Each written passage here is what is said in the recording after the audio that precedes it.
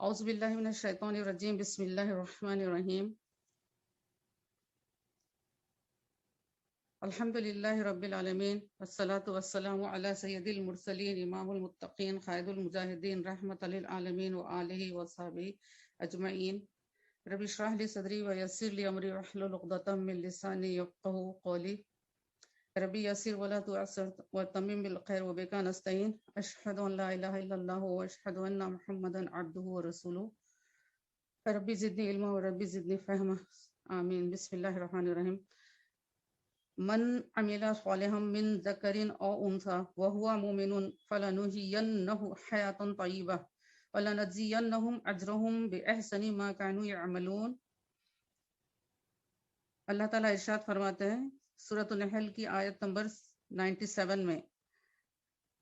جو کوئی نیک کام کرے چاہے وہ مرد ہو یا عورت، لیکن وہ ہو مومن مسلمان ہو، تو ضرور ہم اسے اچھی زندگی جلائیں گے، حیات طیبہ دیں گے۔ اللہ تعالیٰ کا یہ وعدہ ہے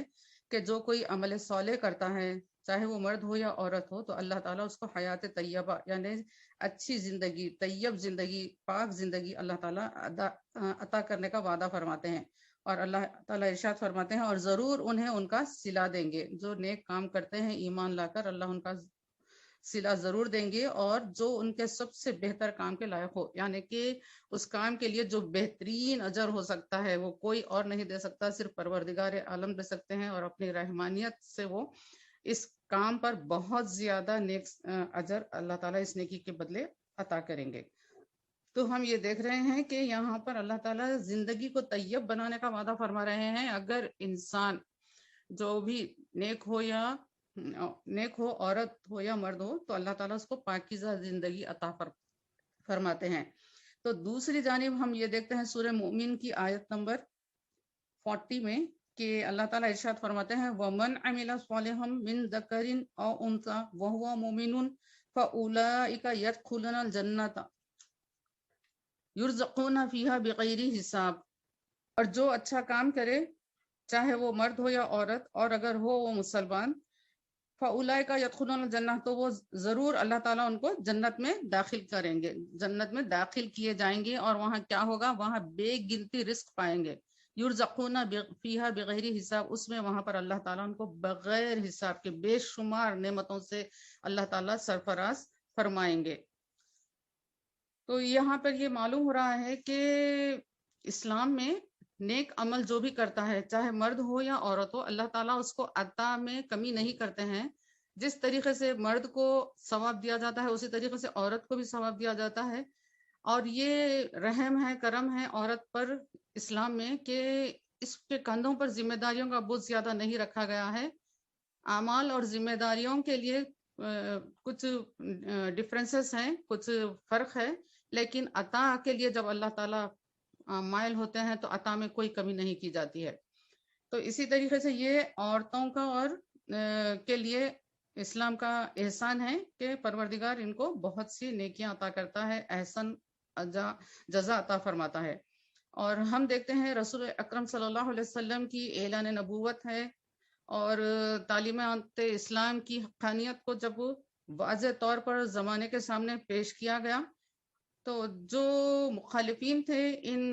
حقانی تعلیمات کے، جو باطل قوتیں تھے، جو باطل نظریات کے حامل افراد تھے، وہ اہل اسلام پر طرح طرح کے مظالم ڈھایا کرتے تھے، اور وہ آپ لوگ ہم سب جو ہے بار بار سنتے رہے ہیں کہ کس طریقے سے ان کو ستایا گیا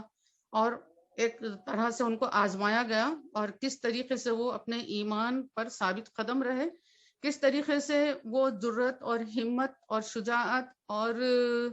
دنیا کی محبت سے لا تعلق ہو کر، دنیا کی کسی بھی نعمت کی محبت سے لا تعلق ہو کر انہوں نے اپنے ایمان کی حفاظت کی، انہوں نے اپنے رب کو راضی کرنے کی کوشش کی، انہوں نے اپنے آقا حضرت محمد مصطفیٰ صلی اللہ علیہ وآلہ وسلم کی اطاعت کو قبول کیا، اور اس کے لیے اپنی ہر چیز قربان کر دی۔ لیکن جو مقصد حیات ان کا تھا، ان کا مقصد حیات جو تھا کہ رب کو راضی کرنا ہے، آقا کی اطاعت کرنا ہے، آقا کو خوش کرنا ہے، اس کے لیے انہوں نے کبھی بھی اپنے قدم کو پیچھے نہیں ہٹایا، چاہے اس کے لیے ان کو کتنی ہی مظالم جھیلنی نہ پڑے ہو، تکالیف جسمانی ہو یا مورلی ہو یعنی کہ نفسیاتی طور پر، مالی طور پر، اور پھر کسی طریقے سے رشتہ داروں کے ذریعے کتنے ہی تکالیف کیوں نہ پہنچے ہوں، لیکن وہ اپنے ایمان کو بچانے کی فکر میں ثابت قدم رہے۔ اور جب یہ اتنے سعید روحیں تھیں، یہ سعید ہستیاں تھیں، یہ مبارک ہستیاں تھیں جن کو رسول اللہ صلی اللہ علیہ وسلم کی صحبت حاصل ہوئی، اور یہ اس طریقے سے اتنی استقامت کے ساتھ اپنے ایمان کے لیے ڈٹ گئے، تو پھر اللہ تعالیٰ نے ان کے لیے ایک خطاب دیا۔ وہ کوئی معمولی خطاب نہیں ہے، قرآن پاک میں بتا دیا، رضی اللہ عنہ، اللہ تعالیٰ ان سے راضی ہو گیا اور وہ اللہ سے راضی رہے۔ اللہ تعالیٰ راضی اس لیے ہو گیا کہ وہ اللہ سے راضی رہے، حالات جو بھی رہیں۔ مومن جو ہوتا ہے، ایک شکر کرنے والا نفس جو ہوتا ہے، ہر حال میں اللہ تعالیٰ کا شکر ادا کرتا ہے۔ ہر حال میں اللہ تعالیٰ کا شکر ادا کرنا یہ شکر گزار نفس کی علامت ہے۔ اور اچھا جب ہوتا ہے کبھی زندگی میں تو انسان شکر ادا کرتا ہے، لیکن خراب حالات جب آئیں تب بھی آپ شکر ادا کریں۔ تو ہم شکر ادا کریں، مجھ کو بھی چاہیے، آپ کو بھی چاہیے کہ ہر حال میں اللہ تعالیٰ کا شکر ادا کریں تاکہ اللہ کے شکر گزار بندوں میں شامل ہو جائیں۔ اور اس کے لیے ہمارے سامنے حضرت شیخ عبد القادر جیلانی رحمۃ اللہ علیہ کی مثال ہے کہ آپ کے سامنے جب آپ کے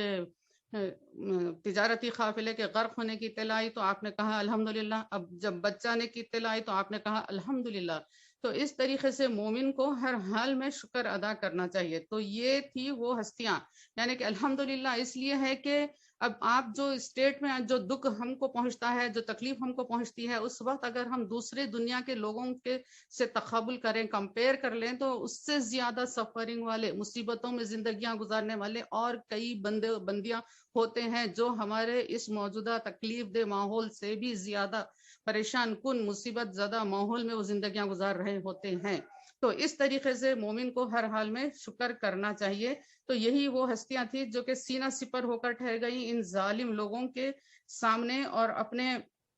ایمان سے وہ دست بردار نہیں ہوئے، بلکہ راہ حق کے لیے انہوں نے کئی قربانیاں دیتے ہوئے جام شہادت بھی نوش کیا۔ اسی طریقے سے جب ہم دیکھتے ہیں تو طبقہ نسواں کو، خواتین کو، فیمیل جنڈر کو یہ شرف، یہ اعزاز حاصل ہوا کہ اسلام کے لیے سب سے پہلے اگر کسی نے جان دی تو پھر وہ طبقہ نسواں سے حضرت سمیہ ہیں، جنہوں نے اپنی جان ایمان بچانے کی خاطر دی۔ اور یہ حضرت سمیہ جو اپنے ماں ام المومنین حضرت خدیجۃ الکبریٰ رضی اللہ تعالی عنہا کے نقش قدم پر چلنے کی کوشش کرتے ہوئے یہ تمغہ حاصل کیا کہ راہ اسلام میں جان دینے والی پہلی شہید بن گئی، کیونکہ وہ اس ماں کی بیٹی ہیں جو اسلام کو سب سے پہلے گلے سے لگانے والی تھی۔ تو اسی طریقے سے حضرت سمیہ نے اپنے ماں کے نقش قدم پر چلنے کی کوشش کی۔ اور پھر اس کے بعد ہم جب دیکھتے ہیں کہ یہ کاروان اسلام کا جو چلتا رہا، تاریخ کے اوراق بتاتے ہیں، ادوار بتاتے ہیں کہ کس طریقے سے ہر دور میں، ہر زمانے میں، ہر مہم میں، ہر تحریک میں، ہر جنگ میں خواتین کا کردار کس طریقے سے رہا، بلکہ ہر کام میں، تبلیغ میں، مرد حضرات کے تعاون میں کس طریقے سے خواتین نے اپنا پازیٹیو رول ادا کیا اپنے صلاحیتوں کے حساب سے، تو وہاں پر معاشرے میں جلد ترقی ہوئی۔ اور جب خواتین اپنے دنیا میں آنے کا جو مقصد ہے، مقصد تخلیق کو جب فراموش کر دیتی ہیں، وہ یہ سمجھتی ہیں کہ دنیا میں مجھ کو اس لیے بھیجا گیا ہے، مجھ کو عورت اس لیے بنایا گیا ہے کہ میں سجنے سنورنے میں، پہننے اوڑھنے میں، کھانے کھلانے میں، ناز و نخروں میں یہی کام کرتے ہوئے میری زندگی گزرنا ہے۔ تو ایسی خواتین جب معاشرے میں آ جاتی ہیں تو مرد حضرات کی بھی ہمتیں پست ہو جاتی ہیں، ان کے بھی حوصلے گر جاتے ہیں، ان کے بھی مقاصد کم تر ہو جاتے ہیں، وہ اپنے مقصد حیات کو بھول جاتے ہیں، اور جو صحبت ایک رفیق حیات سے ملنی ہوتی ہے، وہ صحبت کے زیر اثر وہ بھی جو ہے ایک نچلے سطح کی زندگی گزارنے پر مجبور ہو جاتے ہیں۔ اور اس طریقے سے معاشرہ ایک کھوکھلا معاشرہ بن جاتا ہے۔ جب ماں اور باپ دونوں ہی اس طریقے کے ہو جائیں تو بچوں کے اندر کیا شعور آئے گا، یہ بات ہم کو سوچنے کی ہے۔ تو آج ہم دیکھتے ہیں کہ یہ جو اسلامی خواتین ہیں، خواتین اسلام ہے، جنہوں نے اسلامی پرچم کو بلند کیا، انہوں نے کس طریقے سے قربانیاں دی، آج ہم ان کی زندگیوں سے روشنی حاصل کرتے ہوئے اپنے اندر بھی مثبت تبدیلی لانے کی کوشش کریں کہ اپنے مقصد حیات کو پہچانیں۔ اللہ تعالیٰ نے کسی کی رفیق حیات بنایا ہے تو یہاں پر آپ کا مقصد کیا ہے، کیسی نسل کو پروان چڑھانا ہے، مرد آدمی کو کس طریقے سے سپورٹ کرنا ہے تاکہ وہ نیکیوں کو پھیلانے والا بنے، نہ صرف عمل کرنے والا بنے بلکہ پھیلانے والا بنے، اور خود جو ہے برائیوں کو روکنے والا بنے اور خود بھی بچنے والا بنے۔ تو اس طریقے سے ایک عورت کا کردار بہت اہم ہوتا ہے، کیونکہ عورت معاشرے کی جو ہوتی ہے وہ آدھا حصہ ہوتی ہے، تقریباً معاشرے کا 50% آف پاپولیشن جو ہوتا ہے وہ خواتین پر مبنی ہوتا ہے، اور اگر 50% اگر جو ہے سڑا گلا ہو جائے، آپ سوچئے کہ ایک ٹوکرے میں اگر صرف ایک سیب اگر سڑا ہوا ہوتا ہے تو وہ سڑا ہوا سیب تمام دوسرے سیبوں کو بھی خراب کر دے گا، اور اگر 50% سیب 100 میں سے اگر 50 سیب خراب ہوتے ہیں تو ان 100 سیبوں کا کیا ہوگا جو ان کے ساتھ لگے ہوئے ہیں۔ تو اس طریقے سے برائی بہت زیادہ پھیلتی ہے، تو ہم کو یہ چاہیے کہ ان مبارک ہستیوں کی زندگیوں سے ہم روشنی حاصل کریں۔ حضرت سمیہ جو کہ ابو جہل جہنمی کے پاس آپ تھی، باندی تھی، وہاں پر باندی کا کلچر اس وقت موجود تھا، اور آپ نے جب اسلام کو قبول کیا تو ابو جہل نے اتنا مارا، اتنا ستایا کہ ایک مرتبہ ایک نیزہ اس طریقے سے مارا کہ جس کی وجہ سے وہ اپنی جان جو ہے اپنے مالک حقیقی کے حوالے کر دیے، اور راہ حق میں شہید ہونے والی پہلی خاتون بلکہ پہلے فرد کا آپ نے اعزاز پایا۔ اور اسی طریقے سے ہم دیکھتے ہیں کہ حضرت ام فقیہ ہیں جو کہ حضرت عمر فاروق رضی اللہ تعالیٰ عنہ کی کنیز تھی، باندی تھی، اور آپ بھی اسلام قبول کیے تھے، اور حضرت عمر اس وقت ابھی اسلام قبول نہیں کیے تھے،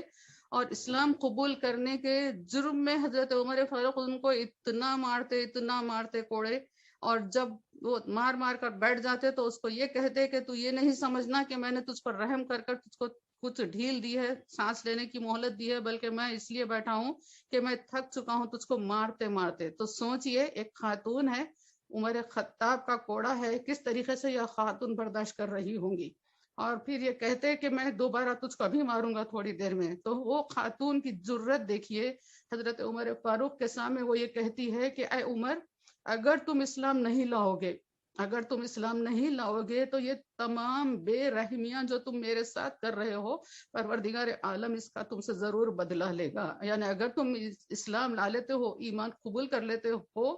تو پھر اللہ تعالیٰ تمہارے یہ گناہ بھی معاف کر دے گا۔ دیکھیے کتنا پیارا انداز ہے تبلیغ کا۔ پھر ہم دیکھتے ہیں یہ اہم کیریکٹر ہے حضرت عمر فاروق کے پیچھے، اور دوسرا اہم کیریکٹر ہے جو ایمان لانے کا موجب بنا حضرت عمر فاروق کا، وہ ہے آپ کی بہن، آپ کی ہمشیرہ۔ تو یہ خواتین ہیں جو معاشرے کا رخ بدلتی ہیں، معاشرے کو جو ہے سیدھی راہ پر جب یہ لانا چاہتی ہیں، ہواؤں کے رخ یہ بدلنا چاہتی ہیں، تو اللہ تعالیٰ نے ان کو یہ قوت دی ہے۔ اللہ تعالیٰ ان کے اعمال کو ضائع نہیں کرتا ہے بلکہ لوگوں کے دلوں کو پھیر دیتا ہے جب یہ ہوا کے رخ کو بدلنا چاہتی ہیں۔ تو اس طریقے سے اور ہم آگے بڑھتے ہیں تو ہم دیکھتے ہیں کہ حضرت زنیرہ رضی اللہ تعالیٰ عنہ کہ یہ بھی ابو جہل کے پاس تھی، اور وہ آپ کو اتنا مارتا تھا کہ ان جسمانی زد و کوب کی وجہ سے آپ کی آنکھوں کی بینائی جاتی رہی تھی۔ اور حضرت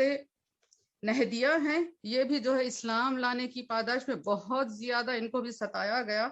اور تاریخ کے کتابوں میں ہم یہ دیکھتے ہیں کہ غزوہ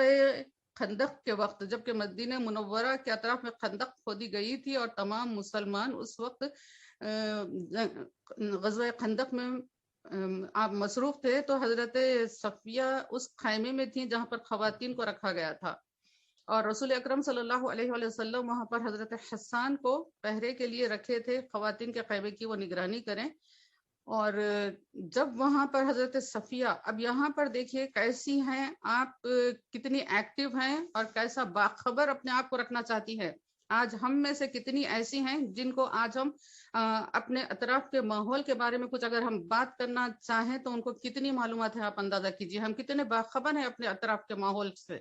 کتنے ہم غفلت میں سوئے ہوئے ہیں. وہاں حضرت صفیہ رضی اللہ تعالیٰ عنہا کا یہ معاملہ ہے کہ باوجود یہ کہ آپ خیمے کے اندر ہیں، تمام خواتین ہیں، ایک نگران کار بھی ہے، لیکن اس کے باوجود آپ اپنے اطراف کے ماحول کا جائزہ لیتی ہیں اور یہ محسوس کرتی ہیں کہ یہودیوں کی طرف سے ایک آدمی خیمے کی طرف بھیجا گیا ہے جو بار بار آتا ہے اور جاسوسی کرنے کی کوشش کرتا ہے کہ خیمے کے اندر کون ہے. تو حضرت صفیہ رضی اللہ تعالیٰ عنہا نے حضرت حسان سے یہ کہا کہ جا کر اس کو دیکھو، اس کو روکو، اس کو مارو. تو وہ یہ کہتے ہیں کہ نہیں، یہ مجھ سے نہیں ہوگا، کیونکہ حضرت حسان اس میں تھوڑا فن سپہ گری میں آپ زیادہ ید طولا نہیں رکھتے تھے، اس لیے آپ کو یہاں پر رسول اکرم صلی اللہ علیہ وسلم نے متعین فرما کر وہاں غزوے میں نہیں لے گیا تھا. تو آپ اس سے معذرت چاہتے ہیں کہ یہ کام مجھ سے نہیں ہوگا. تو حضرت صفیہ رضی اللہ تعالیٰ عنہ خود اپنے منہ کو ڈھاٹا بند کر آپ باہر نکلتی ہیں، اس یہودی کو پکڑتے ہیں اور اس کو پکڑ کر اس کو ختم بھی کر دیتی ہیں مار کر. اور پھر حضرت حسان سے یہ کہتی ہیں کہ جاؤ حسان، ان کو لے کر، اس کی لاش کو لے کر اوپر اونچے مقام پر لٹکا دو تاکہ دشمن دیکھ کر یہ سمجھ جائیں کہ یہاں پر کوئی بزدل قوم نہیں رہتی ہے، یہاں پر کوئی غافل قوم نہیں رہتی ہے، یہاں پر ایسی قوم نہیں رہتی ہے جو کوئی دشمن ادھر آنکھ اٹھا کر دیکھے تو سیدھا آ جائے اور الغار کر لے. تو حضرت حسان پھر اس سے معذرت کرتے ہیں کہ اگر مجھ کو یہ کام کرنے کی مہارت ہوتی، میرے پاس اس کا یارہ ہوتا، تو میں یہاں پر بیٹھا ہوا نہ ہوتا. تو حضرت صفیہ رضی اللہ تعالی عنہا وہاں پر پھر آپ جاتی ہیں، آپ خود وہ کام کرتی ہیں جو آپ نے حضرت حسان سے کرنے کو کہا تھا. نتیجہ یہ ہوا کہ وہ یہودی کی فوج جو ادھر خیمے کی طرف بڑھنا چاہ رہی تھی، جو جاسوسی کے بعد جب انہوں نے یہ دیکھا کہ ان کے جاسوس کی لاش اوپر لٹک رہی ہے، تو انہوں نے اپنے ارادوں کو بدل دیا، ان کے بڑھتے ہوئے قدم وہیں پر رک گئے. تو ایک خاتون کی طرف سے دیکھیے، ایک ان کی سب سے پہلی چیز یہ ہے کہ ملی حمیت ہونی چاہیے، اسلام کی حمیت ہونی چاہیے، غیرت ہونی چاہیے، عزت کا خیال ہونا چاہیے کہ ہم کیا کر رہے ہیں، کس کے لیے کر رہے ہیں، یہ احساس ہم کو ہونا چاہیے. ہمارا کیا کردار ہونا چاہیے اسلام کو لے کر، ہم اسلام کے لیے کیا خدمت دے رہے ہیں، اسلام کو بچانے کے لیے کیا کر رہے ہیں، نبی کریم صلی اللہ علیہ وسلم کی سنتوں کو زمانے میں رائج کرنے کے لیے ہم کیا اپنے نفسوں کی قربانی دے رہے ہیں، یا زمانے کے فیشن کے حساب سے ہم اپنی زندگی کے لائف اسٹائل کو لے کر چل رہے ہیں. یہ بات ہم کو غور کرنے کی ہے. اور یہاں دیکھیے کہ حضرت صفیہ رضی اللہ تعالیٰ عنہا کی طرف سے ایک اس طریقے سے مسلمانوں کے لیے ایک بہت ہی راحت کا سامان ہوا. اور پھر ہم جب آگے بڑھتے ہیں تو ایسی کئی خواتین ہیں جنہوں نے اپنے آپ کو نہیں بلکہ اپنے لخت جگر کو بھی اسلام کے لیے پیش کر دیا. یہ بات ہم سب بخوبی جانتی ہیں کہ ماں اپنے لیے سب کچھ برداشت کرتی ہے، لیکن یہ چاہتی ہے کہ اس کا بیٹا، اس کی اولاد جو ہے محفوظ رہے. لیکن اسلام کی خواتین نے یہ بتا دیا کہ جو اللہ نے بتایا کہ النبی اولی بالمؤمنین من انفسہم، تو انہوں نے اس کو سچ کر کے بتایا کہ نبی کی محبت سے بڑھ کر مومن کو کسی کی محبت نہیں ہوتی ہے. تو انہوں نے اپنے لخت جگروں کو بخوشی انہوں نے اپنے ہاتھوں سے سجا کر انہوں نے میدان جنگ میں بھیجا ہے، بدر میں بھیجا ہے، احد میں بھیجا ہے، بلکہ وہ خود اپنے بیٹوں کے ساتھ وہ بھی شریک ہوئی ہے. اور ایسے ہی خواتین میں تاریخ میں جو سرخ سنہرے لفظوں کے ساتھ ذکر آتا ہے وہ حضرت ام عمارہ کا ہے، جو کہ زخمیوں کی مرہم پٹی کیا کرتی تھی، پانی پلایا کرتی تھی میدان جنگ میں. لیکن احد کے میدان میں وہ یہ دیکھ رہی ہیں، جبکہ آپ کے ہاتھ میں پانی کا چھاگل ہے، زخمی مجاہدین کو، پانی طلب کرنے والوں کو وہ پانی پلا رہی ہے، لیکن دیکھ رہی ہے. یہاں پر بھی دیکھیے کہ اپنے آپ کو باخبر رکھنا کیسا ضروری ہے، واقف کار رہنا کتنا ضروری ہے، غور و فکر کرنا کتنا ضروری ہے. تو وہ یہ دیکھ رہی ہیں کہ نبی کریم صلی اللہ علیہ وسلم کے پاس جو حفاظتی دستہ تھا وہ اتنا مؤثر طریقے سے وہاں پر موجود نہیں ہے جس طریقے سے ہونا چاہیے تھا. لہٰذا یہ اپنے پانی کے چھاگل کو چھوڑ کر رسول کریم صلی اللہ علیہ وسلم کی خدمت اقدس میں پہنچ جاتی ہے اور بہت دلیری کے ساتھ وہاں پر وہ مشرکین سے مقابلہ کرتی رہتی ہے. اور پھر رسول اکرم صلی اللہ علیہ وسلم نے آپ کو ایک ایوارڈ دیا، آپ کو ایک خطاب دیا، آپ کو ایک ٹائٹل دیا کہ رسول اللہ صلی اللہ علیہ وسلم نے یہ فرمایا کہ یہ خاتون احد ہیں، یہ لیڈی آف احد ہے. یعنی کہ اس دلیری کے ساتھ انہوں نے ایک امپورٹنٹ کردار، ایک امپورٹنٹ کیریکٹر تھا غزوہ احد کا حضرت ام عمارہ کا. اور پھر یہی ام عمارہ ہے اپنے بچوں کے ساتھ اس غزوے میں بھی شریک رہیں، اور دوسرے حضرت ابوبکر صدیق رضی اللہ تعالیٰ عنہ کے دور میں بھی ایک مقابلہ ہوا تھا کہ جھوٹے نبوت کا دعویٰ کرنے والے مسلمہ کذاب جو جس میں شامل تھا، اس سے مقابلہ کرنے کے لیے بھی حضرت ام عمارہ وہاں پر موجود ہو جاتی ہیں اپنے صاحبزادوں کے ساتھ۔ یہ کون ہے حضرت ام عمارہ؟ یہ وہ خاتون ہے جو کہ بیعت عقبہ اول میں، بیعت عقبہ میں رسول کریم صلی اللہ علیہ وسلم کے مبارک ہاتھوں پر بیعت کرنے کی جنہوں نے سعادت حاصل کی، یہ وہ حضرت ام عمارہ ہیں۔ یہ وہ حضرت ام عمارہ ہے جنہوں نے بیعت رضوان کرنے کی سعادت رسول کریم صلی اللہ علیہ وسلم سے حاصل کی ہے۔ تو وہ بیعت جو رہتی ہے، ایک ایگریمنٹ ہوتا ہے، ایک معاہدہ ہوتا ہے کہ ہم یہ چیز کریں گے، یہ چیز کریں گے، تو اس ایگریمنٹ کو جو کہ بیعت عقبہ کے وقت مدینے کے انصار نے کیا تھا کہ یا رسول اللہ ہم اپنی جانوں پر کھیل جائیں گے لیکن ہم آپ پر آنچ آنے نہیں دیں گے، ہم دشمن کی آنکھ جب آپ کے اوپر اٹھے گی تو ہم آنکھ کو پھوڑ دیں گے، ہم اپنی اولاد کو، اپنے آپ کو دشمن کے سامنے ڈال دیں گے لیکن آپ کی طرف بڑھنے نہیں دیں گے۔ یہ معاہدہ تھا، یہ ایگریمنٹ تھا جو کہ بیعت عقبہ کے وقت مدینہ منورہ کے انصار نے کیا تھا، جس میں کہ حضرت ام عمارہ بھی شامل ہیں۔ اب یہ وعدہ کس طریقے سے وفا کر رہی ہیں، وعدے کو کس طریقے سے نبھا رہی ہیں، دیکھیے کہ ہم نے بھی کلمہ پڑھ کر اللہ سے، اللہ کے رسول سے یہ وعدہ نہیں کیا ہے کہ یا اللہ ہم آپ کے سوا کسی کو اپنا شریک نہیں بنائیں گے، کہ یا اللہ محمد رسول اللہ صلی اللہ علیہ وسلم ہمارے ہادی ہیں، ہمارے رہبر ہیں، ہمارے معلم ہیں، ہم آپ کی سنت کے مطابق زندگی گزاریں گے۔ کیا یہ میرا اور آپ کا وعدہ نہیں ہے؟ اور آج ہم کو، میرے کو، آپ کو دیکھنے کی یہ ضرورت ہے کہ ہم اپنے اس وعدے پر کتنا ہم کھرے اتر رہے ہیں یا ہم کتنی خلاف ورزی کر رہے ہیں۔ اور قرآن یہ کہتا ہے کہ اے ایمان والو، اللہ اور اللہ کے رسول کی امانتوں میں خیانت کے مرتکب نہ بنو۔ اللہ اور اللہ کے رسول کی امانت میرے پاس ہے، آپ کے پاس ہے، قرآن کی شکل میں ہے، نبی کی سنت کی شکل میں ہے، صحابیات و صحابہ اکرام کی زندگیوں کی شکل میں ہے، اسلام کی تعلیمات کی شکل میں ہے، شریعت کی شکل میں ہے۔ یہ امانت ہے میرے پاس اور آپ کے پاس، اور اس امانت کا حق ادا کرنا ہم کو ضروری ہے۔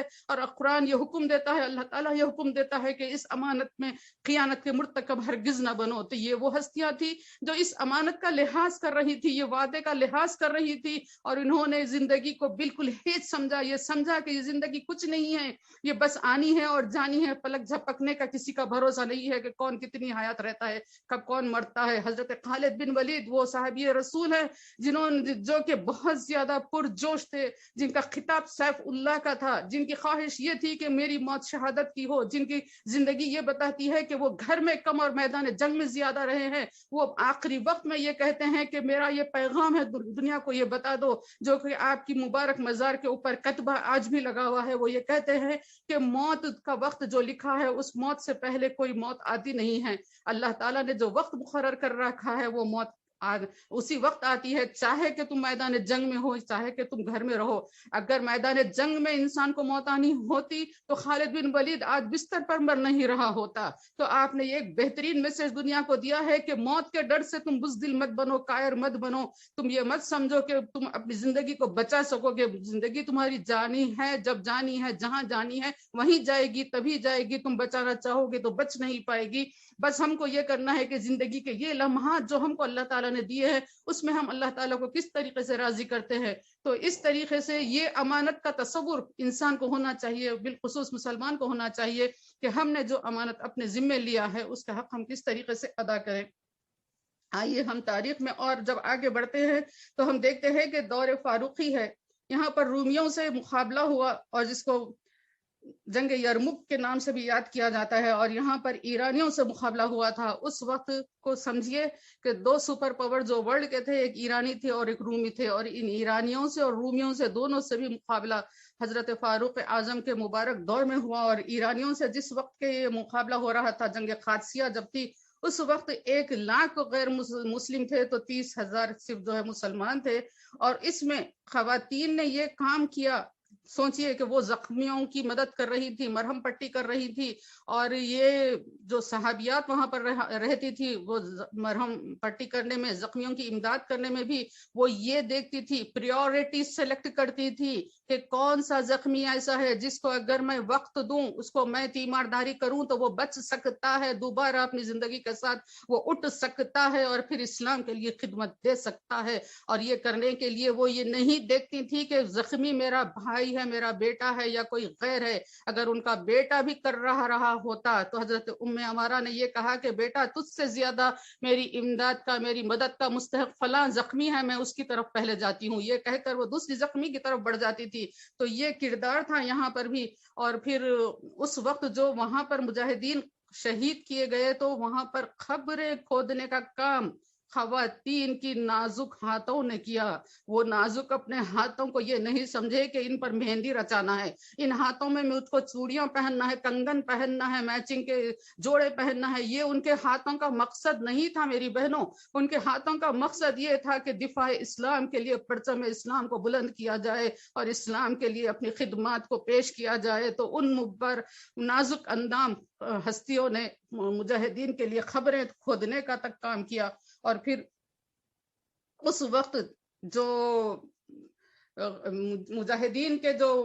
مائیں تھیں انہوں نے اپنے بیٹوں کو کس طریقے سے اپنے اپنے کردار نبھانے کے لیے ان کو ایک جوش اور ولولہ پیدا کیا۔ ان کے الفاظ بھی آج تاریخ کی کئی کتب میں موجود ہیں کہ کس طریقے سے ایک ماں اپنے بیٹے کو حق پر جمے رہنے کے لیے، حق پر جان دینے کے لیے تیار کرتی ہے۔ تو یہ ان کے الفاظ اس طریقے سے موجود ہیں، جس میں ایک صحابیہ ہیں حضرت خنسہ رضی اللہ تعالیٰ عنہ، یہ عرب کی بہت ہی نامور شاعرہ تھی اور بہت اچھا کلام ان کا ہوا کرتا تھا۔ بڑے بڑے فصاح عرب جو ہے آپ کے کلام کی تعریف کیا کرتے تھے۔ تو حضرت خنسہ اپنے بچوں کو، جو کہ 4 بیٹوں کو ایک ساتھ آپ جو ہے جنگ میں بھیج رہی ہیں، اپنے بچوں سے یہ کہہ رہی ہیں کہ پیارے بیٹو، تم اپنی خواہش سے مسلمان ہوئے ہو اور تم نے ہجرت کی ہے، یعنی کہ اسلام تم نے اپنی پسند سے لیا ہے، پسند سے قبول کیا ہے اور ہجرت بھی کی ہے، وطن کو چھوڑا ہے، مال و اسباب کو چھوڑا ہے، ہجرت بھی اسلام کی محبت میں، اللہ کی محبت میں، رسول کے حکم کی اطاعت پہ کی ہے۔ تو اب آپ کس طریقے سے جوش دلا رہی ہیں کہ اللہ وحدہ لا شریک کی قسم کہ تم جس طرح ایک ماں کے بیٹے ہو، ایک باپ کے بھی بیٹے ہو، یعنی کہ باپ جو ہوتا ہے، ایک مرد کا جو کیریکٹر ہوتا ہے، شجاعت اور دلیری کا کیریکٹر ہوتا ہے، وہ باپ کی یاد دلا کر وہ بچوں سے کہہ رہی ہیں کہ تم صرف ایک ماں کے بیٹے نہیں ہو، ماں یعنی کہ جسمانی طور پر جو کمزور ہوتی ہے، بلکہ تم ایک باپ کے بھی بیٹے ہو، اور میں نے تمہارے باپ سے کبھی بددیانتی نہیں کی ہے، یعنی میں نے کبھی ایسے کیریکٹر اختیار نہیں کیے، اشارتاً کنایتاً بھی، کہ جس کی وجہ سے میں خیانت کی مرتکب بنتی ہوں تمہارے باپ سے۔ اور آپ نے یہ کہا کہ اور نہ ہی میں نے تمہارے ماموؤں کو ذلیل کیا ہے، اور نہ ہی میں نے تمہارے حسب و نسب میں داغ لگایا ہے۔ ثواب عظیم اللہ تعالیٰ نے مسلمانوں کے لیے رکھا ہے، تم اس کو خوب جانتے ہو۔ خوب سمجھ لو کہ آخرت جو ہمیشہ رہنے والی ہے اس دار فانی سے بہتر ہے۔ کس طریقے سے یہاں پر جوش دلایا جا رہا ہے، اور آج ہم اپنے لیے ہی یہ سمجھنے کے لیے تیار نہیں، اگرچہ کہ ہمارے پیر قبر میں لٹکے ہوئے ہوتے ہیں، لیکن پھر بھی ہم کو یہ احساس آتا ہی نہیں ہے کہ یہ زندگی سے ہم کو، اس دنیا سے ہم کو گزرنا ہے، کوئی دوسری دنیا ہمارا انتظار کر رہی ہے، دوسرا گھر ہمارے لیے منتظر تیار کر رکھا گیا ہے۔ یہ احساس، یہ خیال ہمارے پاس آتا ہی نہیں ہے۔ تو آپ یہ کہتی ہیں، اللہ تعالیٰ یہ ارشاد فرماتا ہے کہ مسلمانوں صبر کرو اور استقلال سے کام کرو اور اللہ سے ڈرو تاکہ تم کامیاب ہو جاؤ۔ کل جب خیریت سے تم انشاءاللہ صبح کرو تو تجربہ کاری کے ساتھ، یعنی کہ بہت ہی ہوش مندی کے ساتھ اپنے پرانے تجربوں کو استعمال کرتے ہوئے اللہ سے نصرت کی دعائیں مانگتے ہوئے، ایسے نہیں کہ صرف اپنے آپ پر بھروسہ کر نکلو، بلکہ اللہ سے دعائیں مانگتے ہوئے نکلو، اور دشمنوں پر جھپٹ پڑنا، اور جب دیکھنا کہ لڑائی زوروں پر ہے، ہر طرف اس کے شعلے بھڑک رہے ہیں، تو تم خاص طور پر جنگ کی بھٹی کی طرف رخ کرنا، جنگ کے تنور کی طرف رخ کرنا۔ یہ ماں کہہ رہی ہے، یہ نہیں کہہ رہی ہے کہ تم وہ جب ایسا ہو رہا ہے تو تم اپنی جان بچانے کی کوشش کرو، کہیں کونے میں چھپ جاؤ، کوئی پہاڑ کے پیچھے چلے جاؤ، کوئی درخت کے پیچھے چلے جاؤ، کوئی بہادر جو لڑ رہا ہے اس کے پیچھے چلے جاؤ، نہیں۔ یہاں ماں یہ کہہ رہی ہے کہ تم جب یہ دیکھ رہے ہو تو وہاں پر چلے جاؤ جہاں پر جنگ کا تنور چل رہا ہے، اور جب دیکھنا کہ فوج غصے سے آگ ہو رہی ہو تو اس کے سپہ سالار پر ٹوٹ پڑنا، اللہ کرے کہ تم دنیا میں مال غنیمت اور عقبہ میں عزت پاؤ۔ تو اس طریقے سے یہ جذبہ دلانے والی خاتون ہے حضرت خنسہ رضی اللہ تعالی عنہ، اور تاریخ میں یہ آتا ہے کہ انہوں نے جن 4 اپنے بچوں کو اپنے ہاتھوں سے سجا کر ہتھیار لگا کر میدان جنگ میں بھیجا تھا، وہ چاروں بچے جب شہید ہو گئے اور آپ کو جب اطلاع دی گئی تو آپ جو ہے اللہ تعالیٰ کا شکر ادا کرتی ہے. پہلے جب بچے میدان جنگ میں جاتے ہیں تو دعائیں کرتے ہیں کہ اللہ ان کی مدد کر، میں نے اپنی جمع پونجی جو میری زندگی کی تھی تیرے حوالے کر دی ہے. اور جب بچوں کی شہادت کی اطلاع آتی ہے تو اللہ کا شکر ادا کرتے ہیں کہ اللہ نے میری محنت کو قبول کر لیا ہے، میرے بچوں کو قبول کر لیا ہے. اور وہ اپنے بچوں سے یہ کہا کرتی کہ اگر تم شہید ہو جاؤ گے تو میں آخرت میں اپنے لیے بھی بخشش کا سامان کر لوں گی. اور ایک ماں ہے جو یہ کہتی تھی کہ بیٹے تم یہاں پر ایسا بہادری سے لڑو کہ تم دشمن پر فتح پاؤ اور مال غنیمت حاصل کرو دنیا میں، اور عقبہ میں بھی تم کو عزت ملے گی. دنیا میں مال غنیمت ملے، عقبہ میں تم کو جو ہے عزت ملے. تو یہ بچے تاریخ بتاتی ہے کہ ماں کی دعا ان کے بھی جو جس طریقے سے تھی اللہ تعالیٰ نے ان کو کامیاب کیا، اور وہ بچے کامیاب ہو کر مال غنیمت لا کر ماں کے قدموں میں ڈالتے ہیں. اور آپ کی ان کی جو دعا تھی اس کو وہ پوری کر کے بتاتے ہیں کہ ہم نے جیت لیا اور مال غنیمت حاصل کی، اور انشاءاللہ تعالیٰ عقبہ کی عزت ان کے لیے منتظر رہے گی. تو عزیز بہنوں، یہ اس طریقے کی مسلم خواتین ہیں جنہوں نے اپنے صلاحیتوں کو اسلام کے لیے لگایا ہے. اور پھر اس کے بعد ہم یہ دیکھتے ہیں کہ دجلہ کے دریائے دجلہ جو ہے اس کے قریب میں مسلمانوں کی جو ہے ایک مقابلہ ہو رہا تھا اس وقت. اور اس وقت جو خواتین لشکر کے ساتھ تھی ان کو فوج سے یعنی میدان جنگ سے کافی دور پیچھے رکھا گیا تھا. اور جب ان خواتین کو یہ اطلاع ملی کہ مجاہدین کا زور جو ہے کمزور پڑ رہا ہے اور دشمن جو ہے حاوی ہو رہا ہے، تو یہ جب یہ سنتی ہیں تو وہاں پر ایک صحابیہ نے یہ کیا کہ اپنے دوپٹے سے ایک علم تیار کیا، اور دوسری تمام خواتین جو اس وقت خیمے میں موجود تھی ان تمام نے بھی اپنے اپنے جو فاضل دوپٹے تھے اس سے جو ہے علم تیار کیا. اس طریقے سے خواتین کا ایک جتھا اپنے ہاتھوں میں علم لے کر جب میدان جنگ کی طرف جا رہا ہے، مجاہدین کی طرف جا رہا ہے، تو اس وقت دشمن میں نے یہ دیکھا کہ پیچھے سے مجاہدین کے ایک نیا دستہ آ رہا ہے. اب یہ نیا ہے تو تازہ دم ہوگا، ہم جو اتنے دن سے ان سے مقابلہ کر رہے ہیں ہم تو مقابلہ کرتے کرتے تھک گئے ہیں، لیکن یہ جو نیا تازہ دم دستہ آ رہا ہے اب ان سے مقابلہ کرنا ہمارے بس کی بات نہیں ہوگی. یہ سوچ کر ان کی ہمتیں پست ہو جاتی ہیں اور وہ میدان سے بھاگ جاتے ہیں. یہ کیا چیز ہے جس کی وجہ سے اللہ تعالیٰ دشمن کے دلوں میں رعب پیدا کر دیتا ہے؟ یہ صرف ایمان کی قوت ہے، اللہ پر توکل ہے، اور اپنی اسلام کی عظیمت کے لیے مر مٹنے کا جو جذبہ ہوتا ہے. جب مسلمان کے اندر یہ چیزیں رچ بس جاتی ہیں تو کوئی بھی اس کے سامنے ٹک نہیں سکتا ہے. اللہ تعالیٰ اس کو جو ہے ضرور کامیابی نصیب کرتے ہیں جب کوئی مسلمان ایسا میدان میں آتا ہے. تو بہنوں، اس طریقے سے یہ ایک جو ہاری جانے والی جنگ تھی اس کو بھی اللہ تعالیٰ نے فتح نصیب کی. آپ اور میں یہ تاریخ کی کتابوں میں اور انگلش لینگویج کی کتابوں میں یہ بہت پڑھتے ہیں. اگسٹینا نام کی ایک عورت کا تذکرہ آتا ہے کہ اس کی قوم جو تھی اسپین کی، اس کا جو مقابلہ ہو رہا تھا نیپولین کے ساتھ، اور نیپولین کی فوج سے جب اس کی بہت زیادہ جنگ طویل ہو رہی تھی تو خواتین کے ذمہ یہ کام کیا گیا تھا. یہ 14+ سینچری کی بات ہے اور ہم جو باتیں کر رہے تھے وہ 600 کی بات ہے. تو یعنی کہ سمجھیے کہ 800 سال قبل اسلامی خواتین نے یہ بہادری اور دلیری کے ایسے عظیم کارنامے زمانے کے سامنے پیش کیے. اور اس کے بعد ہم ایک 800 سال کے بعد دیکھتے ہیں کہ ایک خاتون میدان جنگ کی طرف جا رہی ہے. سولجرز کو جو ہے ٹفن دینے کی اس کی ذمہ داری تھی، اور جب وہ کھانا دینے کے لیے پہنچ رہی تھی تو اس نے یہ دیکھا راستے میں کہ ایک ٹینکر تھا جس کے اندر گولا رکھ دیا گیا تھا، اور عین اس وقت جو ہے جو ٹینکر چلانے والا تھا اس پر مخالف سمت سے کچھ گولیاں آتی ہیں اور وہ ختم ہو جاتا ہے. اور اس کے ساتھ ہی دوسرے جو ہے چونکہ مسلسل ادھر سے گولیوں کی بوچھار ہو رہی ہے، ٹینکر کے قریب آنے کی ہمت نہیں کر رہے ہیں، اور وہ جو نشانہ ساتھ کر اس کے اندر گولا ڈال دیا تھا اس کو داغنے کی ہمت نہیں کر رہے ہیں. تو یہ خاتون خود آگے جاتی ہے اور اس کو اگنائٹ کر دیتی ہے اور وہ ٹینک جو ہے اسٹارٹ ہو جاتا ہے. تو بعد میں جب یہ پلٹ کر دیکھتی ہے تو اس کو معلوم ہوتا ہے کہ ٹینک کے چلانے والا کوئی اور نہیں بلکہ اس کا شوہر تھا. تو اس کا تذکرہ، اس کا نام جو ہے ایک بک ہے گڈ ڈیڈس نام کی، اس کے اندر اس کے قصے کو لکھا گیا ہے، اور بہت سی نصابی کتب میں بھی یہ واقعہ آیا ہوا ہے کہ اس طریقے سے اس نے بہادری کا کام کیا تھا. لیکن جیسے کہ میں ہمیشہ الحمدللہ اسلام کی یہ خادم کہتی رہی ہوں کہ آپ کوئی بھی واقعہ لے لیجئے دنیا کا، اس کا تقابل آپ اسلام کی تعلیمات سے، اسلام کی ماننے والوں کی زندگیوں سے آپ کیجیے. ہم کو کہیں بھی الحمدللہ ہم کو یہ احساس کمتری نہیں ہوگی. ہم دیکھتے ہیں کہ ایرانیوں سے مقابلہ ہے، میدان جنگ ہے، حضرت خالد بن ولید وہاں پر موجود ہیں. حضرت خالد بن ولید جو کہ حجۃ الوداع کے وقت نبی کریم صلی اللہ علیہ وآلہ وسلم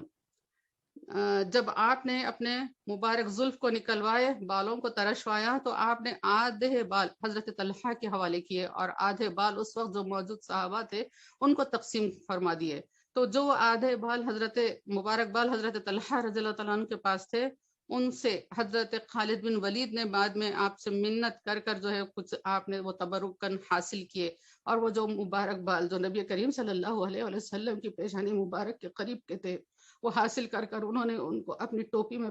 لگا لیا تھا، سی لیا تھا. اور وہ ٹوپی ایسا پہنتے تھے کہ اس کے اوپر لوہے کا خود رنگ رکھا کرتے تھے تاکہ وہ ٹوپی گرے نہیں، ہلے نہیں، اور اس طریقے سے وہ تعظیم برقرار رہے. تو یہ آپ کا معمول تھا. اور آپ یہ کہتے تھے حضرت خالد بن ولید رضی اللہ تعالیٰ عنہ کہ یہ میں ان مبارک بالوں کی برکت ہے کہ میں جب مقابلے کے لیے نکل جاتا ہوں تو سامنے کتنی ہی فوجوں کا لشکر آ جائے لیکن اللہ تعالیٰ ان کو ہٹا دیتا ہے ان مبارک بالوں کی برکت سے. حضرت خالد بن ولید کا یہ عقیدہ ہے اور وہ اپنے کچھ فن پر اس پر اتراتے نہیں ہیں، کہتے نہیں ہیں، بلکہ کہتے ہیں کہ یہ حضرت محمد مصطفیٰ صلی اللہ علیہ وسلم کے آثار مبارک کی برکت کا صدقہ ہے کہ اللہ تعالیٰ میرے ذریعے کامیابی نصیب کرتا ہے اسلامی لشکر کو. تو یہ ایرانی لشکر سے مقابلہ کر رہے ہیں. ہوا یہ کہ وہاں پر ادھر کے لوگ زیادہ تھے اور ایک لمحہ مرتبہ یہ ہو گیا کہ بہت سے لوگ آ گئے اور حضرت خالد بن ولید کو نرغے میں لے لیے. ادھر حضرت ابو عبیدہ مدینہ منورہ میں ہیں، آرام کر رہے تھے. تو دوران استراحت آپ کو رسول اکرم صلی اللہ علیہ وسلم کی زیارت ہوتی ہے. آقا کریم صلی اللہ علیہ وسلم حکم فرماتے ہیں، اے ابو عبیدہ تم سو رہے ہو؟ ادھر خالد پریشان ہے، اس کو دشمنوں نے گھیر لیا ہے. حضرت ابو عبیدہ اٹھے، فوراً اپنے ساتھیوں کو آواز دیا اور حکم دیا کہ فوری ہم کو نکلنا ہے خالد کی مدد کے لیے. اور یہ حکم فرمایا کہ گھوڑوں کے اوپر، جانور کے اوپر زینے کسنے کے لیے بھی ٹائم نہیں لگانا چاہیے، بلکہ جانوروں کی ننگی پیٹھ پر سواری کر کر نکلنا ہے. تو اس طریقے سے رسول اکرم صلی اللہ علیہ وسلم کی حکم کی تعمیل کے لیے ایک لمحہ بھی وہ ضائع کرنا نہیں چاہتے ہیں. اس طریقے سے آپ کے حکم پر 30,000 کا لشکر 3,000 کا لشکر تیار ہو جاتا ہے. اور یہ لشکر مدینے سے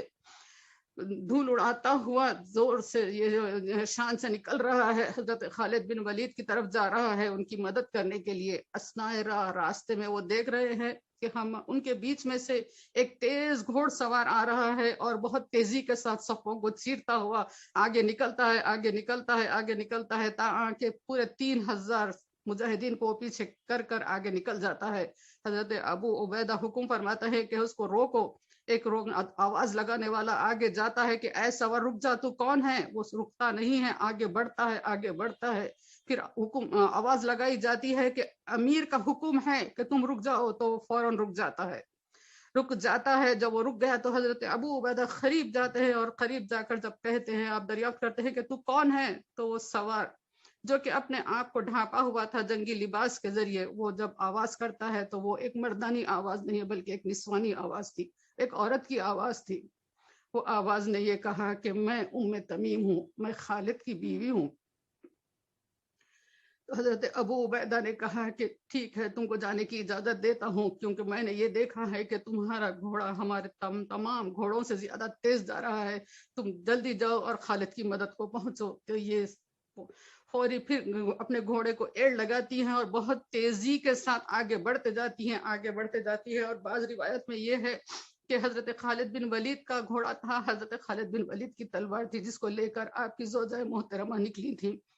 اور جب یہ آگے بڑھتے ہوئے جب میدان جنگ کی طرف جاتی ہیں، وہاں پر بھی وہ دشمن کی صفوں کو چیرتے ہوئے جب آگے بڑھ رہی تھی تو حضرت خالد بن ولید نے یہ دیکھا کہ کوئی ایک گھوڑ سوار آ رہا ہے. وہاں پہ جو دوسرے سپاہی تھے انہوں نے بھی دیکھا کہ کوئی ایک گھوڑ سوار ہے جو بہت شاندار تلوار زنی کر رہا ہے اور دشمنوں کو ختم کر رہا ہے.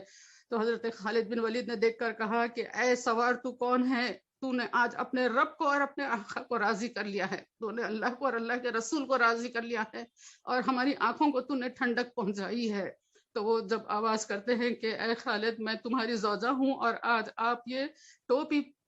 پہننا بھول گئے تھے، سو میں یہ ٹوپی لے کر آپ کے پاس آئی ہوں۔ تو دیکھیے کیا کردار ہے خواتین کا اس وقت کی، کہ وہ ان کو یقین بھی ہے، عقیدہ بھی ہے کہ رسول اکرم صلی اللہ علیہ وسلم کے آثار مبارک جس ٹوپی میں جڑے ہوں، اور وہ ٹوپی حضرت خالد کے ساتھ نہ ہو تو خالد کی تلوار کچھ وہاں پر کرامت نہیں بتا سکتی ہے۔ تو یہ کس طریقے سے ٹوپی لے کر پہنچتی ہیں اپنی جان پر کھیلتے ہوئے، اور اپنے شوہر نامدار کی خدمت کرتی ہیں اور اسلام کی سربلندی کا معجب بنتی ہیں۔ تو یہ خواتین ہیں جو کہ جن کو خواتین اسلام، جنہوں نے اسلام کے پرچم کو بلند کرنے کے لیے ہر طریقے سے کوشش کی، اور ہر دور میں یہ کوششیں ہم کو نظر آتی ہے۔ جب کبھی بھی اسلام کے لیے جہاں کہیں بھی مسلمانوں نے کامیابی حاصل کی، چاہے کہ وہ صلیبی جنگیں ہوں یا پھر اور ترکوں سے جو عربوں کی جنگ تھی اس وقت ہو، تمام ہی مراحل میں ہم کو خواتین کا بہت ہی مثبت اور پازیٹیو کردار نظر آتا ہے۔ تو یہ آج ہم کو یہ سوچنا ہے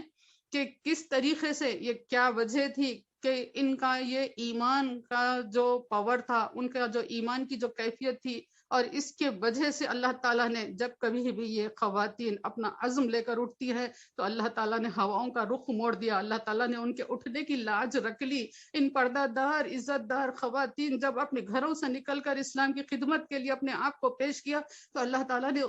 ان کے اس عمل کا بہترین اجر دیا، جیسے کہ قرآن مجید میں وعدہ ہے کہ بہترین اجر اللہ تعالیٰ دے گا۔ تو اور بہترین اجر اس طریقے سے ملا ہے کہ ہاری جانے والی جنگ فتح میں تبدیل ہو گئی۔ اسی طریقے سے جنگ یرمک کا بھی واقعہ آتا ہے کہ وہاں پر بھی جبکہ دشمنوں کی تعداد بہت زیادہ تھی اور مجاہدین یہ اندازہ کر رہے تھے کہ اتنی ہماری خلیل مدت ہے، ہم کم تعداد میں ہیں، اور دوسری طرف دشمن کی تعداد بہت زیادہ ہے، اور اب ہم اس اسٹیج میں پہنچ گئے ہیں کہ اب یہاں پر ہمارا فتح پانا ممکن نہیں ہے، بلکہ مقابلہ اگر ہم کرتے رہیں گے تو مزید جانے ضائع ہونے کا اندیشہ ہے۔ یہ سوچ کر وہ خیموں کی طرف واپس آنا چاہتے ہیں، لیکن خیموں میں موجود تمام خواتین، جس میں حضرت ہندہ بھی شامل تھے، اور ڈیروں سے نکل جاتی ہیں، ڈیروں کی چوبے اپنے ہاتھوں میں لے لیتی ہیں، یعنی کہ جو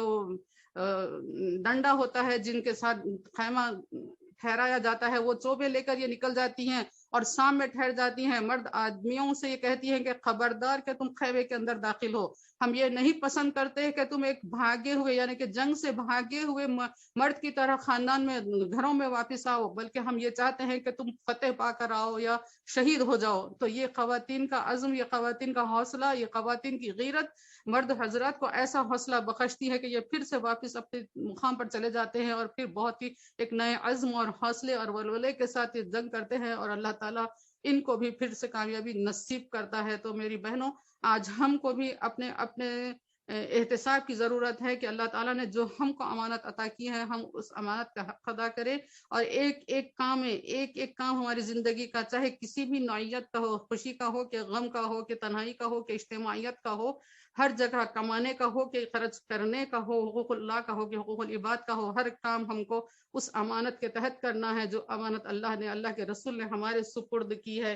اور وہ اللہ تعالیٰ نے سورہ آل عمران میں کی آخری آیت میں ارشاد فرماتا ہے، بسم اللہ الرحمن الرحیم، یا ایھا الذین آمنوا اصبروا وصابروا ورابطوا واتقوا اللہ لعلکم تفلحون۔ 200ویں آیت ہے سورہ آل عمران کی۔ اللہ تعالیٰ ارشاد فرماتے ہیں کہ اے ایمان والو، صبر کرو اور صابر رہو اور مضبوط رہو، اور اللہ کا تقوی اختیار کرو تاکہ تم کامیاب رہو۔ یعنی کہ 4 کوالٹیز یہ بتائی گئی ایمان والوں کے لیے۔ یا ایھا الذین آمنو، خاص ایمان والوں سے اللہ تعالیٰ کا مخاطب ہے کہ یہ 4 چیزیں تم اختیار کرو، تم کامیاب ہو جاؤ گے۔ یہ 4 کوالٹیز ہیں۔ ایک چیز تو یہ ہے کہ صبر کرو۔ تو مفسرین اکرام نے یہ بتایا ہے کہ یہ صبر کرنا، صبر عبادت کرنے کے لیے بندے کو جو تکلیف اٹھانی پڑتی ہے اس پر صبر کرنا ہے۔ عبادت ہر قسم کی چیز عبادت ہے، چاہے کہ ہم نماز پڑھ رہے ہوں، روزہ رکھ رہے ہوں، یا قرآن ہو، یا پھر ہم اپنے اولاد کی تربیت کر رہے ہوں، کسب معاش کر رہے ہوں، ہر جگہ ہر چیز جو ہماری دنیا کی ہے ضرورت، ہم اللہ اور اللہ کے رسول کے حکم کے مطابق کر رہے ہیں، تو وہ عبادت میں ہم کو جو مشقت آئے گی، فرض کیجئے کہ رزق حلال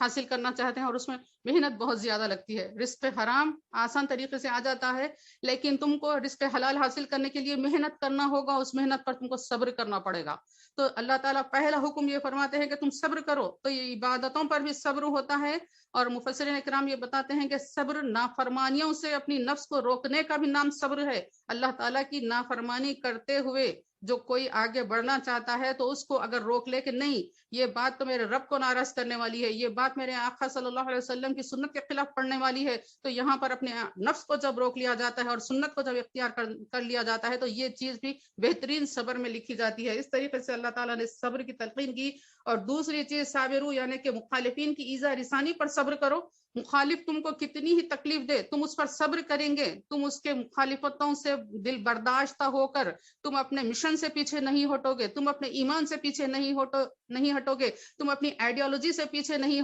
ہٹو گے، تم اپنے رہبر و رہنما ہادی اعظم حضرت محمد مصطفیٰ صلی اللہ علیہ وآلہ وسلم کی سیرت طیبہ کو چھوڑ کر دوسرے طریقوں کو اپنا کر اپنی زندگی نہیں گزارو گے. بھلے ہی تم کو سنتوں پر عمل کرتے ہوئے دنیا تانے دے لے، لیکن تم کو مخالفین کی ایذا رسانی تم کو اپنے موقف سے ہٹنے نہ دے. یہ ہے صابرین میں اس کی بات کہ اللہ جس کا حکم دیتا ہے کہ فرسٹ تھنگ از صبر کرو، دوسری یہ ہے کہ صابرین میں سے رہو، صابر رہو، اور دوسرا یہ ہے کہ رابطو یعنی کہ بہت مضبوط موقف اختیار کرنے والے رہو. جو کوئی تم کو راہ حق سے ہٹانے کے لیے تمہارے خلاف جو ہے سازشیں کرتا ہے، تمہارے خلاف کچھ بھی حرکتیں کرتا ہے، تو اس کے خلاف تم کو جو ہے مضبوط رہنا ہے. جو بزدل ہوتا ہے، اور مفسرین نے یہ بھی بتایا کہ نفس کو بزدلی سے بچانا بھی صبر ہے. نفس تو یہ چاہتا ہے بھائی میری جان بچ گئی تو اچھا ہے، کیونکہ نفس یہ ہے کہ تھوڑا سا ہم کو تکلیف ہوتی ہے، کنکر بھی اگر چلتے وقت ہم کو پیر میں چوب جاتا ہے، لگ جاتا ہے، تو ہمارے سے جو ہے آواز نکل جاتی ہے تکلیف کی، یہ تو ہماری کمزوری کی علامت ہے. لیکن جو تکلیف پہنچتی ہے، جو ایذا رسانی پہنچتی ہے، اس پر بھی صبر کر کر بزدلی نہیں دکھائی جاتی ہے، اس کو چھوڑ کر اس کے آگے بڑھتا ہے بندہ، تو یہ بھی جو ہے صبر کی علامت بنتی ہے. بزدلی سے نکل کر آگے جب بندہ بڑھتا ہے تو اس کو بھی صبر کہا گیا ہے. اور اسی طریقے سے پھر ڈٹے رہنے کے لیے رابطو کہا گیا. اور پھر اس کے بعد جو فورتھ کوالٹی اللہ تعالیٰ نے یہ بتائی، واتقو، اور اللہ تعالیٰ سے ڈرو. اللہ تعالیٰ کی سے ڈر کر پرہیزگی اختیار کرنے والے بنو، برائیوں سے بچنے والے بنو، نیکیوں پر عمل کرتے ہوئے امر بالمعروف اور نہی عن المنکر کا پیکر بن کر تم جو ہے زندگی گزارنے والے بنو. اور اپنے عقائد اور اعمال پر عمل کرتے ہوئے دنیا کی کوئی چیز تم کو اگر ہٹانا چاہے تو تم نہ ہٹے، تمہارا اپنا موقف جو ہے اس پر ڈٹا رہے، کیونکہ تم اللہ سے ڈرتے ہو، ہم اللہ سے ڈرتے ہیں. تو یہ موقف جب آ جاتا ہے، یہ 4 کوالٹیز جب مسلمان میں آ جائیں گے، صبر کرنے والا بنے گا، اور جو ہے صابر بن کر رہے گا، مصیبتوں پر صبر کرنے والا رہے گا، اور پھر جو ہے مضبوطی سے کے ساتھ اپنے موقف پر ڈٹا رہے گا، پھر اللہ تعالیٰ کا تقوی اختیار کرنے والا رہے گا. تو یہ اللہ پاک کا وعدہ ہے، رب کائنات کا وعدہ ہے کہ ایسے لوگ کامیاب رہیں گے. لعلکم تفلحون، کہ اس سے ہی تمہاری کامیابی ہے. اور آج اگر ہماری کچھ موقف ہے تو آج ہم کو اپنے آپ کو آئینہ دیکھنے کی ضرورت ہے کہ ہم کیا کرنا تھا، ہم کیا کر رہے ہیں، ہمارے آقا کی سنت کیا ہے، قرآن کا حکم کیا ہے، اور ہم کیا کر رہے ہیں. ہمارے اپنے مسلمانوں کے ساتھ روابط کیا ہے، ہمارے اپنے ہمسایوں کے ساتھ ہمارے روابط کیا ہیں، ہمارے اپنے بزرگوں کے ساتھ ہمارے معاملات کیا ہیں. اس طریقے سے ہم کو پوری اپنے جائزہ لینے کی ضرورت ہے. اللہ تعالی ہم سب کو عمل کی توفیق عطا فرمائے، اور ہر شر سے، نفس کے، مخلوق کے، شیطان کے ہر شر سے اللہ ہم سب کی حفاظت فرمائے. اور اللہ تعالی ہم سب کو ایمان کی زندگی عطا فرمائے، اور اسلام اور سنت پر اللہ تعالی موت نصیب فرمائے. وآخر دعوانا الحمد للہ رب العالمین.